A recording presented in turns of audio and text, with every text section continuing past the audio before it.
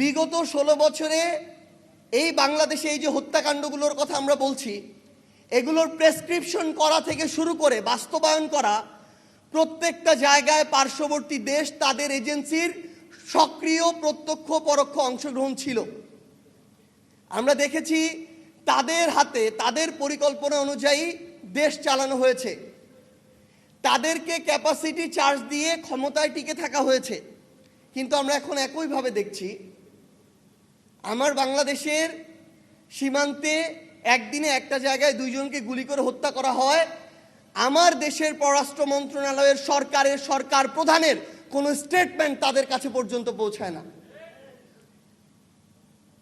আমরা দেখছি ভারত কিংবা পশ্চিমবঙ্গ, সেখানে তারা তাদের বিজেপির রাজনীতি করছে, উগ্র সাম্প্রদায়িকতার রাজনীতি করছে, করুক। আমরা দেখছি এই রাজনীতিতে তারা যে পরিমাণে মুসলিম বিদ্বেষ নিয়ে এসেছে, যে পরিমাণে জ্বালাও পোড়াও করছে, খুন করছে, মানুষকে নির্যাতন করাটাকে বৈধ মনে করছে, এটাকেও তারা যখন বৈধতা দিচ্ছে, আমরা একজন নাগরিক হিসেবে, প্রতিবেশী রাষ্ট্র হিসেবে এই ধরনের মানবতা বিরোধী যে অপরাধগুলো, এগুলোতেও আমাদের মতামত দেওয়ার মতো সাহসিকতা আমরা দেখাতে পারছি না। সেটা তো পারছিই না, সেটা তাদের অভ্যন্তরীণ বিষয় বলে পাশ কাটিয়ে যাচ্ছি। উপরন্তু আমাদের দেশকে নিয়ে, আমাদের দেশের সার্বভৌমত্বকে নিয়ে, স্বাধীনতাকে নিয়ে, সীমান্তকে নিয়ে যা ইচ্ছা তা বলে বেড়ানোর পরও যখন আমাদের স্বরাষ্ট্রমন্ত্রী বলে যে একটা রাজ্যের প্রধান বলেছে, সরকার তো বলেনি, তখন আমাদের জন্য এটা লজ্জার বিষয়। কারণ একটা রাজ্য প্রধান, একটা রাজ্য সরকারের বাইরে, রাষ্ট্রের বাইরে আলাদা কিছু না। কিন্তু আমরা ভারতকে উদ্দেশ্য করে স্পষ্ট করে কিছু কথা বলতে চাই। শুধু ভারত নয়, পুরো পৃথিবীতে আমরা কোনো রাষ্ট্রবিরোধী নই, আমরা ভারত বিদ্বেষীও নই।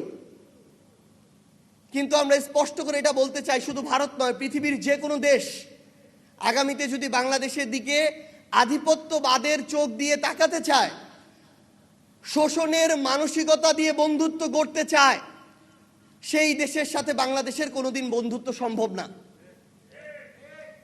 তারা যদি মনে করে যে বন্ধুত্ব করবে সরকারের সাথে, ক্ষমতার সাথে, আমরা স্পষ্ট করে একটা কথা বলতে চাই, জনগণ স্থায়ী, জনগণই রাষ্ট্র। বন্ধুত্ব করলে জনগণের সাথে করতে হবে, রাষ্ট্রের সাথে করতে হবে।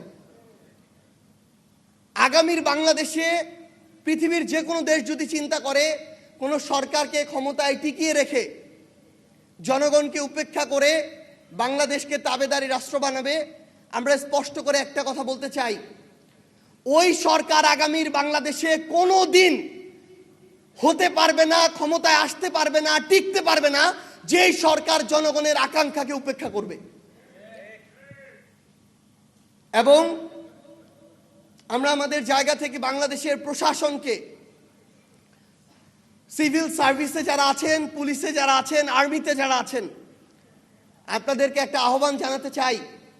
অভ্যুত্থান পরবর্তী বাংলাদেশে পুলিশের ঊর্ধ্বতন একজন কর্মকর্তা যখন নিজেকে একজন দলীয় প্রধানমন্ত্রী দেখে মেরুদণ্ডটা এতটা বাঁকা করে নিজেকে সঁপে দেয়, তখন এর চেয়ে লজ্জার আর কিছু হতে পারে না। আমরা তাদেরকে একটা জিনিস বলি, সেই অফিসার, আপনি আপনার সন্তানের কাছে খোঁজ নিয়েন। গতকালকের বক্তব্যের পর থেকে আপনার সন্তান কোথাও গিয়ে আর পরিচয় দিবে না যে আপনি এত বড় পুলিশের একটা এত বড় পদে বসে আছেন। কারণ ওই পরিচয় এখন তার জন্য হীনমন্যতার হয়েছে, লজ্জার হয়েছে। আমরা আহ্বান জানাই, এবার অনেকে পার পেয়ে গিয়েছে, কারণ আমরা আসলে পূর্বে এই অভিজ্ঞতার মধ্য দিয়ে যাইনি।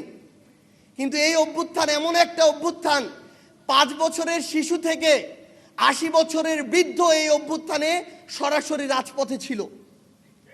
তাই আগামীতে প্রশাসন বলেন, সিভিল সার্ভিস, পুলিশ কিংবা যে কোনো জায়গায় যে কেউ আগের মতো এই নিজের মেরুদণ্ডকে, ব্যক্তিত্বকে বিকিয়ে দিয়ে আর পার পেয়ে যাবেন না। দয়া করে এখান থেকে বেরিয়ে আসুন।